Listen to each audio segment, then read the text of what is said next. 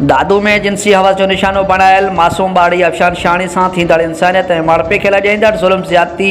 बरबरियत ऐं वधंदड़ जिनसी हवस जे अलमनाक वाक़िअनि ख़िलाफ़ माथियल मुंबल जी माड़ी में पाकिस्तान पीपल्स पार्टी यूसी बेरडी, सिंधी अदबी संदक शाख पुखारा बेरडी ऐं संदसि माथियल मुंबल जी माड़ी पारां एहतजाजी मुज़ाहिरो करे बिटाई चौक ते टायर साड़े धरणो हंयो वियो आहे,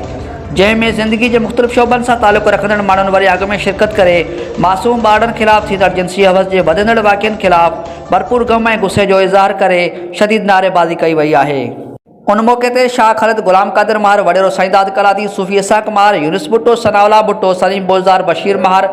मनान बुढ़ो, ज़ैन बुखारी, ईदन कलादी ऐं ॿियनि सिंध हुकूमत खां मुतालबो कयो त फ़ौरी तौर दादू में जिनसी ॾाढाई जो निशानो बणायल गुलनि जहिड़ी मासूम निगरी जे वहशी जवाबदारनि खे इबरतनाक सज़ा ॾेई ॿारनि ख़िलाफ़ वधंदड़ जिनसी तशदुद जे वाक़िअनि ख़िलाफ़ मौसर क़ानून साज़ी कई वञे। अॻवणनि माथियल मुंबल जी माड़ी जे बाशूर अवाम खे पुरख़िराज तहसीन पेश कंदे चयो त ज़िले घोटकी में सियासी समाजी तौर अदबी जागरता जे हवाले सां यूसी बेरडी जे तारीख़ी माग माथियल मुंबल जी माड़ी जी वॾी अहमियत आहे, जंहिं तां हितां जा बाज़मीर ऐं बाग़ैरत इंसान कंहिं बि ज़ुल्म ऐं ज़्यादती ते ख़ामोश तमाशाई बणियल न रहंदा आहिनि।